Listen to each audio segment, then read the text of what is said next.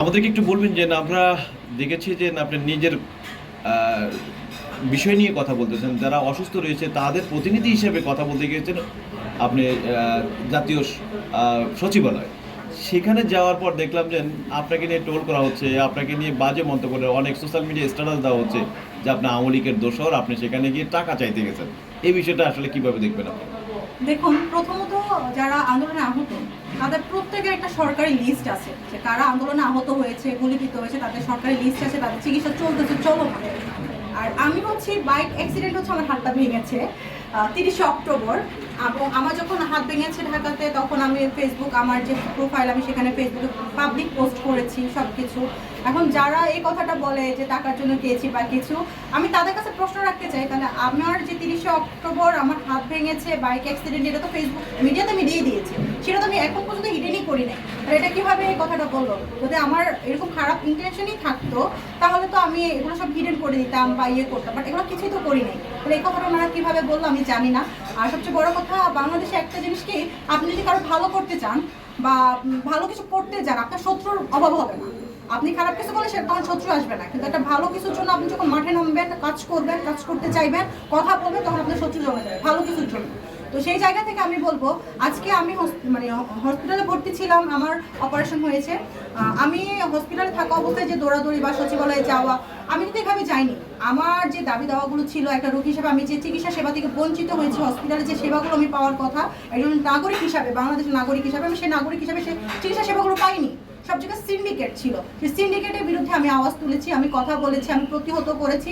এবং এই বিষয়গুলো নিয়ে কথা বলার জন্য আমি উপদেষ্টা মণ্ডলীদের কাছে যেতে চেয়েছি, যেহেতু সচিবালয়ে কোনো সাধারণ মানুষ ঢুকতে পারে না, গেট পাস পায় না। তো সেই কারণে আমি আন্দোলনরত যারা আহত সে ভাইদের সাথে কথা বলি, তারা আমাকে তাদের সাথে করে নিয়ে গিয়েছে। এবং এখন পর্যন্ত তারা জানে যে আমার বাইক অ্যাক্সিডেন্টে হাত ভেঙেছে, আমার কোনো ইয়ে না।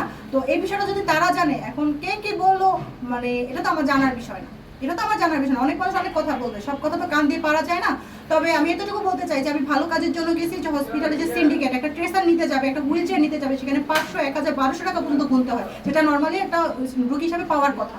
যেখানে আপনার খাবারের মান নিয়ে কথা, হসপিটালে যে খাবারগুলো সাধারণ মুখে নেওয়া যায় না, সেই বিষয়ে আমি কথা বলেছি। খাবারের মধ্যে মুরগির পশম পাওয়া যাচ্ছে, খাবার নিয়ে অনেক সিন্ডিকেট করা হচ্ছে, সেগুলো নিয়ে আমি কথা বলছি। আজকে যারা লেখালেখি করে বা যারা আমাকে নিয়ে বাজে মন্তব্য করে, তারা যদি এগুলো নিয়ে কথা বলতো, তাহলে আমি হসপিটালের বেডে রোগী হিসাবে আমাকে কেন রাজপথে নামতে হলো, আমাকে কেন এগুলো নিয়ে কথা বলতো, সচিবালয়ে যেতে হলো? তারা যেত, তারা গেলে তার আমার যাওয়া লাগতো না। তারা কলম ধরতে পারে, মিথ্যা কথা বলতে পারে, মানুষের ছোট করতে পারে, এটা তাদের হ্যাবিট। বাংলাদেশের মানুষের এটা আমাদের মনে হয় নেচার হয়ে গেছে। তো এটা নিয়ে আমার কোনো অভিযোগ নাই, তারা বলতেছে বলুক।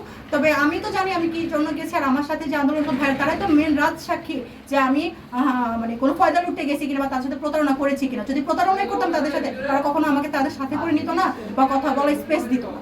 আমরা যতটুকু জানি আপনি আন্দোলনরত শিক্ষার্থীদের সাথে সচিবালয়ে গিয়েছেন। আপনি একজন অসুস্থ রোগী, আপনার হাত ভাঙা অবস্থায় নাহলে পঙ্গু হাসপাতালে ভর্তি রয়েছেন, অপারেশন দিন রয়েছেন, কিন্তু তা সত্ত্বেও আপনি সচিবালয়ে গিয়েছেন। সেখানে গিয়ে সোশ্যাল মিডিয়া একটা পুরো ভাইরাল হয়ে গেছেন, আপনি এক কথা বলা যায়, সেখানে আপনি টাকা চাইতে গেছেন। আসলে এই বিষয়টা আপনি কিভাবে দেখছেন? ভাই শুনেন, মানুষ ভালো কাজ করবে। আমি একজন হাত ভাঙা রোগী, দেখেন আমার হাতটা ভাঙছে বাইক অ্যাক্সিডেন্টে অক্টোবর মাসে 30 তারিখে। আমি গেছি ওইখানে হসপিটালে ভর্তি, সেখানে হসপিটালে আয়া যে ঘর মুছে, সে আয়া এসে আমাকে বলতেছে যে আমি যেন ফ্লোর মুছি। একজন রুগী হিসাবে আমি যদি ফ্লোরিং মুছতে পারি, তাকে কেন নিয়োগ দেওয়া হয়েছে, এই প্রশ্নটা আমি তাকে করেছি। এটা নিয়ে সে আমার সাথে ঝামেলা করছে। একটা হসপিটালের আয়া যদি একটা রুগীকে ঘর মোছার জন্য বলতে পারে, তাহলে আপনারা বুঝেন ওইখানে চিকিৎসা ব্যবস্থার কি পরিণতি, হসপিটালের কি অবস্থা। আজকে যারা বলতেছে আমি টাকার জন্য গেছি, ভাই এখানে শত শত রুগী ভর্তি। আপনি পঙ্গু হসপিটালে আসেন, নতুন বিল্ডিংয়ে 9 তলাতে আসেন, আপনি ওখানে এসে বলে দেখেন যে কত রুগী কত বঞ্চনার শিকার, তাদের সাথে কিরকম বিহেভিয়ার করছে। একজন রুগী জিজ্ঞাসা করবে কোন ইউনিটে ভর্তি, কারণ অনেক মূর্খ মানুষ আছে যারা জানে না হসপিটাল ভর্তি হয়েছে, ভর্তি দিচ্ছে, ভর্তি আছে, কিন্তু কোন ইউনিটে ডাক্তার কবে কবে আসবে এগুলো তারা জানে না। এগুলো নার্সকে জিজ্ঞাসা করতে তারা ভয় পায়, কারণ নার্সরা তাদেরকে এত ধমক মারে। কারণ আমি একটা স্টুডেন্ট বা আমি কথা বলতে জানি, আমি আইন বিভাগের একটা স্টুডেন্ট, আমি জানি আইন সম্পর্কে, যার কারণে আমি সব জায়গায় কথা বলতে পারি, আওয়াজ তুলতে পারি কোনটা নিয়ম কোনটা অনিয়ম। এখন আমি রুগী হিসেবে আমাদের যদি ফ্লোর মোছার কথা একটা আয়া বলে, তাহলে আমি কিভাবে মেনে নেবে? একটা ট্রেসার রুগী, আমার হুইল চেয়ার লাগবে, আমি হাঁটতে পারি না অপারেশনের পরে, সেই হুইল চেয়ার নিতে যদি আমাকে 1200 টাকা গুনতে হয়, তাহলে আমি কি এটা নিয়ে কথা বলবো না? আমি গিয়েছি এইসব বিষয়ে সচিবালয়ে কথা বলতে, কিন্তু আপনারা বললেন আমি কি টাকা চাইতে গেছি। ভাই যদি মানে এটা কি বলবো, আপনারা নিজেরা যদি নিজেরা লিখতে পারতেন, নিজেরা যদি বলতেই পারতেন, তাহলে আমি হাসপাতালে চিকিৎসাধীন রোগী, আমি থাকতাম হসপিটালের বেডে, আমি কেন রাজপথে গেলাম? আমি কেন সচিবালয়ে এগুলো নিয়ে দাবি দাওয়া নিয়ে কথা বলতে গেছে 10 জন 12 জন বা হাজার যারা রোগী ভক্তি আছে সে রোগীদের পক্ষে প্রতিনিধি হয়ে তাদের কথাগুলো দাবিগুলো আমি তুলতে গেছি উপদেষ্টাদের কাছে। আর আপনারা বলেন আমি টাকা চাইতে গেছি। আপনি ভাই আপনারা নিজেরা তো ভালো কাজ করেনই না, আপনারা তো আওয়াজ তুলতেই পারেন নাই, এই হসপিটালের সিন্ডিকেট নিয়ে তো কথাই বলতে পারেন নাই। আর আমি বলতেছি কেন, আমাকে দমানোর জন্য আপনারা টাকার কথা বলতেছেন। যে উপদেষ্টাদের সাথে আমি কথা বলেছি, নাহিদ ইসলাম যে উপদেষ্টা ভাই ছিলেন, তাকে জিজ্ঞাসা করেছি আমি কত টাকা চেয়েছি, বা যে উপদেষ্টা একজন মহিলা, আমি নামটা ভুলে গেছি, মাননীয়, ওনাকে জিজ্ঞাসা করেন। আমি গেছি সাধারণ রোগীদের হেনস্থা, তাদের যে প্রতিবন্ধকতা, তারা যে চিকিৎসা সেবাটা পাচ্ছে না, যে সেবাটা হসপিটাল থেকে পাওয়ার কথা পাচ্ছে না, তাদের হয়ে আমি কথা বলতে গেছি। আমি নিজের যে বঞ্চনার শিকার, হসপিটালে কোনো চিকিৎসা পাই না, আমি সেটা নিয়ে কথা বলতে গেছি। আর আপনারা বলেন আমি টাকার জন্য গেছি। ভাই কেন আপনারা যদি এসব নিয়ে কথা বলতেন, হসপিটাল নিয়ে কথা বলতেন, সিন্ডিকেটগুলো নিয়ে কথা বলতেন, তাহলে ভাই আমি তো হসপিটাল চিকিৎসা নিতে গেছি, আমি তো এগুলো নিয়ে সচিবালয়ে দৌড়াদৌড়ি করতে যাই না। ভাই ভাঙা হাত নিয়ে আজকে ভাঙা হাতের কষ্টটা আমি ভোগ করতেছি। আপনাকে বলতেছেন যে আওয়ামী লীগের দোষর ভাই আপনি এখন মানে এই ছাত্রদের সাথে মিশতে গিয়ে মানে একাত্মভাবে মিশে যেতে চান, এই বিষয়টা বলেছেন। ভাই আপনাকে এটা বলতে চাই, সেটা হচ্ছে আমি কোনো রাজনৈতিক দলকে প্রমাণ করতে পারবে আমি তাদের সাথে জড়িত? অফিসিয়ালি কোনো জায়গায় আমার নামের লিস্ট আছে কোনো রাজনৈতিক দলের সাথে? আমি কোনোদিন জড়িত ছিলাম না, কখনোই ছিলাম না, কোনো দিনই আমি কোনো রাজনীতিতে জড়িত। আমি একজন সাধারণ শিক্ষার্থী। এখন কেউ যদি এসে বলে আমি রাজনীতি করি বা কিছু, তো প্রমাণ দেখা, প্রমাণ নিয়ে কথা বলুন। এখন আমি একজন সাধারণ নাগরিক এবং সাধারণ শিক্ষার্থী। আমি একটা সংস্থার সাথে জড়িত, সেটা হচ্ছে রোটারি ক্লাব অফ চাঁদপুর। আমি একজন রোটারেক্টর। এই তো, এর বেশি আমার আর কোনো পরিচয় নেই। কিন্তু এখন যারা রোটারি, আপনারা অবগত অবশ্যই আছেন, যারা রোটারি করে তারা সমাজে ভালো ব্যক্তিবর্গরা এটার সাথে ইনভলভ। এখন এই তো, এই বেশি তো আমি জানি না। তারা যদি এগুলো বলে দোষর বা কিছু, আর মানুষ তার নিউজ রটানোর জন্য কত কথাই বলবে, সব কথা আমার কান দেওয়া পসিবল না। আচ্ছা, আপনি যখন হসপিটালে ভর্তি ছিলেন ওই সময়টা দেখলাম যে উপদেষ্টা গিয়েছিল, উপদেষ্টার গাড়ি আটকে দেওয়া হয়েছিল, উপদেষ্টার গাড়িতে মানে হলো ছাত্ররা হাত ভাঙা, পা ভাঙা এবং চোখ নাই, তারা মানে হলো গাড়ি চারপাশে ঘিরে রেখেছিল এবং গাড়ির উপরে শুয়েছিল। এই বিষয়টা আপনি কিভাবে দেখছেন? কেন উপদেষ্টার গাড়ি আটকাতে হলো? দেখেন, যারা উপদেষ্টা হয়েছে তারা তো শহীদ এবং আহতদের রক্তের উপরে দিয়ে তারা উপদেষ্টা হয়ে বসে আছে।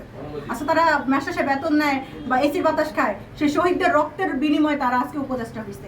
তারা উপদেষ্টা হয়েছে, তারা যদি তাদের আহতদের দাবি দেওয়া মেনে নিত বা তাদের দাবি দেওয়াগুলো বাস্তবায়ন করতো, তাহলে আহতরা ওনার গাড়ি যায় আক্রমণ করতো না, গাড়ি আটকাই দিত না, এরকম একটা মানে সিচুয়েশন তৈরি হতো না। এই সিচুয়েশন তৈরি করার পিছনে স্বাস্থ্য উপদেষ্টাই নিজেই দায়ী। তো আপনি একজন সাধারণ শিক্ষার্থী হিসেবে আপনি বুঝতে পারতেছেন যে স্টুডেন্টের এই দাবিগুলো মানা উচিত ছিল, তো উপদেষ্টা হিসেবে মানতেছে না, তাহলে কি করলে তারা এই বিষয়টা মানবেন? উপদেষ্টা নিয়ে আমি কোনো কিছু বলতে চাচ্ছি না, শুধু এতটুকু বলবো, উনি উপদেষ্টা হওয়ার আগে বা উপদেষ্টা হওয়ার আগে অনেক কথাই বলে, অনেকে প্রলোভন দেয় বা অনেক কথায় প্রতিশ্রুতি দেয়, কতটুকু বাস্তবায়ন করে সেটা আমরা ওই চেয়ারে বসার পর দেখতে পাই। তো উপদেষ্টার উচিত রোগী হিসাবে তার নাম পরিচয় সব গোপন করে রোগী হিসেবে পঙ্গু হসপিটালে কয়েকদিন ভর্তি থাকা উচিত। ওখানে কি পরিমাণ খাবার দেয়, কি নিম্নমানের খাবার, কি ধরনের সিন্ডিকেট, কি চলে, নার্স, আয়াবুর, এক একজন আয়াবুরা ম্যাজিস্ট্রেটই পাওয়ার খাটায় ভাই। ম্যাজিস্ট্রেটের এত পাওয়ার নাই, একজন ডক্টর, যে মেডিকেল অফিসার, বিসিএস ক্যাডার যারা, তাদের থেকে আমরা এরকম বিহেভিয়ার পাই না। তারা খুব ভালো বিহেভিয়ার করে, খুবই হেল্পফুল। কিন্তু নার্স এবং আয়াদের ব্যবহারে আমরা মনে হয় যেন আমরা তাদের মানে বাংলাদেশের উপদেষ্টা তারা হয়ে গেছে। আর আমরা এমনি আসছি একটা স্টুডেন্টের জন্য, আজকে বাংলাদেশের সংস্কারের জন্য উপদেষ্টা নিয়োগ করা হয়েছে, উপদেষ্টা বসানো হয়েছে। তো উনি কি সংস্কারগুলো করছে উপদেষ্টা? আমাকে প্রশ্ন জবাবগুলো দেয় যে উনি উপদেষ্টা যদি দেশের সংস্কার করে, তাহলে আমি একজন সাধারণ শিক্ষার্থী, আমি একজন রোগী, আমাকে কেন হসপিটালে বেড রেখে কেন আমাকে সচিবালয়ে দৌড়াইতে হবে? কেন আজকে জায়গায় কথা বলতে হবে যে হসপিটালে এটা নয় ওটা নেই, এই অনিয়ম সেটা নিয়ে অনিয়ম? আপনি তো জানেন আমি যে পঙ্গু হসপিটালে ভর্তি ছিলাম, আপনার নতুন বিল্ডিং 9 তলায় 973 নম্বর বেড আমার, সেই হসপিটালের বাথরুমে লাইট নেই, গোসলখানায় লাইট নেই। একজন রোগী, সে রাত্রে 3টা-2টা বাজে তার ওষুধ আছে, তার ওয়াশরুমে যেতে হয়, সে ওয়াশরুমে যদি লাইট না থাকে সে কিভাবে ওয়াশরুমে যায়? আমাকে এই প্রশ্ন জবাব দেয়। আপনাকে বিভিন্ন নার্স বা আয়াদের কোনো অন্য ওয়াশরুমে যাইতে হলে টাকা গুনতে হবে কেন? এই প্রশ্নের উত্তরগুলো কেন লোকেরা দিচ্ছে না? যারা বলছে আমি টাকার জন্য গেছি, তারা কি এই প্রশ্নগুলো দেখছে? তারা কি এগুলো মানে মুখোমুখি হয়েছে? এইসব সিচুয়েশনের মুখোমুখি তারা হয়েছে? আমাকে ভাত দেওয়া হয়েছে, আমার পাশের রোগীকে ভাত দেওয়া হয়েছে, সে ভাতের মধ্যে মুরগির পশম সুদ্ধা খাবার দেওয়া হয়েছে, যেটা একটা সাধারণ সুস্থ মানুষ খেতে পারে না। সেখানে অন্য মানুষ কিভাবে খাবে, রোগী মানুষ কিভাবে খায়? এবার বলুন কি নিম্ন পরিমাণ খাবার, নিম্ন কোয়ালিটির খাবারগুলো দেওয়া হচ্ছে, হসপিটালে সার্ভ করা হয়। এগুলো নিয়ে তো কেন কথা বলে না? এগুলো নিয়ে তারা তো কথা বলবে না। এবং আমি কথা বলতে আসছি, আমি সচিবালয়ে গেছি উপদেষ্টাদের কাছে এগুলো উপস্থাপন করার জন্য, উপস্থাপন করতে গেছি দেখে এখন আমি টাকা নিতে গেছি। আমাকে বলুক নাকি কয় টাকা দিছে। আর সবচেয়ে বড় কথা হচ্ছে আন্দোলনের যে ভাইয়েরাদের সাথে বলতেছে আমি মিশে গেছি, সেই ভাইয়েরা তো জানে যে আমি কোন দাবি নিয়ে গেছি। তাদের দাবি আলাদা, আমার দাবি আলাদা। আমি একজন রুগী এবং অন্য সব রুগীদের প্রতিনিধি হিসাবে আমি এখানে আমাদের সাধারণ যে চিকিৎসার সেবা নেওয়ার যে দাবিগুলো, আমি সেগুলো নিয়ে কথা বলতে গেছি।